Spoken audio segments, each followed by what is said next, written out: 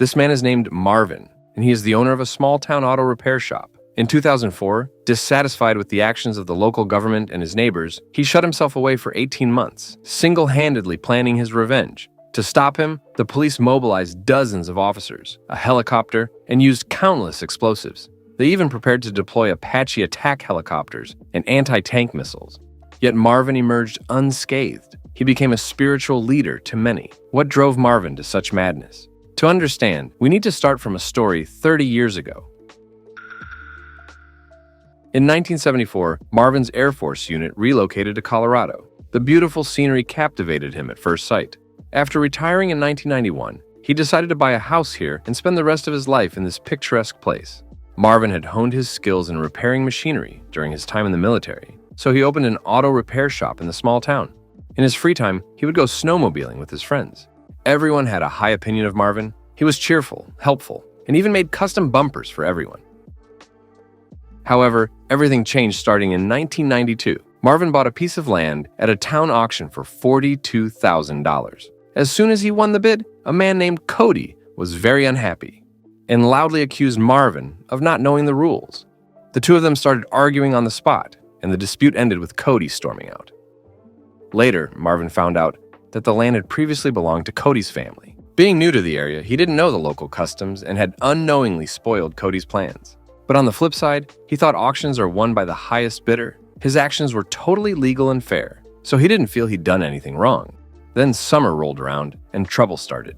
The town's sewer department told Marvin he needed to connect the land's sewer system to the town's main network.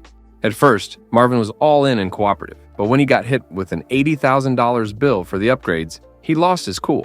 That was more than he paid for the land. They offered an alternative, building a septic tank. It was a bit cheaper, but he'd still have to pay for it himself. Marvin was livid. There were no federal laws saying he had to comply. To him, it felt like the government was just trying to strong-arm him into paying more. He even found out that the Thompson family, who ran the town's sewer system, was powerful and in cahoots with the Cody family. It all felt like they were just extorting him for protection money. In 1999, things heated up again. The neighborhood committee, led by the Cody family, decided to build a concrete plant right next to Marvin's land.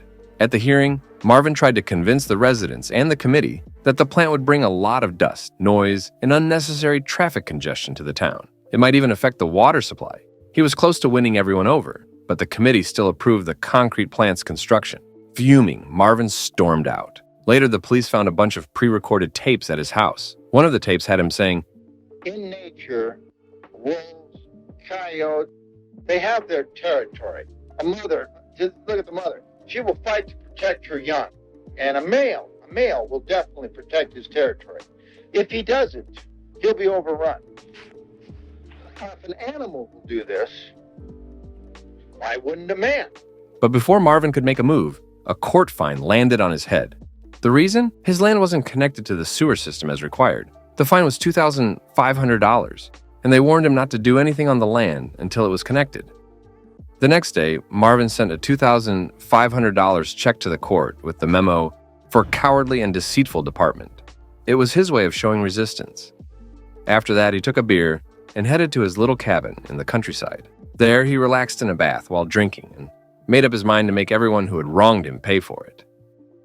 In the summer of 2002, Marvin brought a bulldozer back from California to his auto repair shop in town. As locals passed by, especially from the Cody and Thompson families, they couldn't help but feel something was off, though they couldn't quite pinpoint it.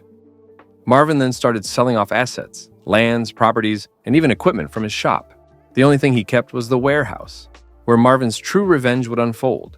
He brought in stacks of steel plates and truckloads of concrete. He prepared 3 rifles and 3 handguns. He set up makeshift bedding and installed a hot water pipe so he could work continuously without leaving 24 hours a day. What exactly was he preparing for? Remember that bulldozer from California? Marvin turned it into a massive mechanical monster. Set on flattening everyone he believed had wronged him? The Thompsons, the Codys, the courts, and the government. In his recorded message, Marvin delivered his final verdict. "You are all guilty." He split the steel plates into 2 layers and welded them onto the bulldozer's shell. Then, he filled the gap with concrete. Despite limited visibility, Marvin installed multiple cameras with protective shields on the shell, linked to monitors inside the cockpit. Adjacent to the cameras were high-pressure air guns for blowing dust off the lenses. Equipped with flexible firing ports, the cabin also stocked enough food and water to last a week. Marvin knew it was a one-way journey of revenge, preparing for a prolonged battle. After about a year and a half of modifications, the behemoth charged straight at Cody's concrete yard, effortlessly leveling several buildings. Initially, Cody fired back with a handgun, but quickly realized he was outmatched. He ordered workers to jam steel pipes and rocks into the bulldozer's tracks, attempting to stop the beast, but they were mercilessly crushed. Cody then hastily drove another bulldozer into Marvin's path on the site, but not only was it underpowered, Cody narrowly avoided being hit by Marvin's gunfire. At this moment, the police arrived, but no matter how they fired, they couldn't stop the bulldozer's advance. They could only watch as it plowed into the civic center, feeling like clowns beside a parade float. The police department evacuated all residents from the town. The deputy climbed onto the top of the bulldozer, trying to find an entrance similar to a tank hatch, but all he could see was tightly sealed concrete. This was Marvin's last stand with no retreat. Building after building fell in plain view. Power company, city hall, library, bank, followed by the Thompson family's residence and business. At that moment, everyone understood that even with police firepower, Marvin couldn't be stopped. The governor received word and considered authorizing the National Guard to deploy Apache helicopters armed with Hellfire missiles against the bulldozer. Just as he was about to give the order, they discovered Marvin had reached the propane storage facility in town. A mistake could lead to a catastrophic explosion, putting the governor's career at risk, especially since a nursing home lay within the blast radius. But Marvin wasn't the kind to harm innocent bystanders.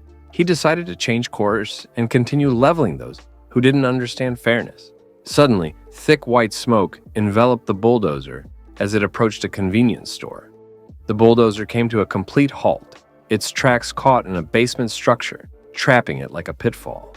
The roar of the engine echoed Marvin's frustration.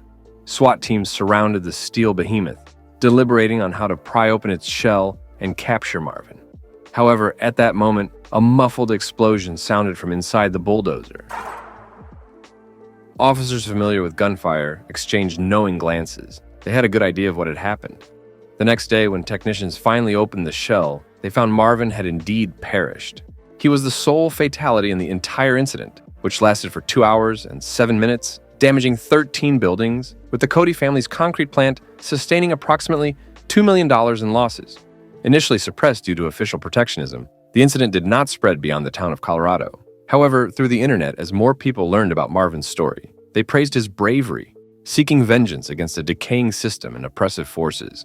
At one point, he even became a spiritual leader on the early internet. On April 19, 2005, the government announced the demolition of Marvin's bulldozer, breaking it into pieces distributed to various recycling plants to prevent fervent fans from stealing them as mementos. Thus, Marvin's story came to a close. Before his death, he recorded everything on tape and sent it to his brother. However, the Cody and Thompson families each have conflicting narratives about him.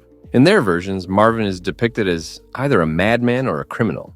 But perhaps we will never truly know the truth behind Marvin.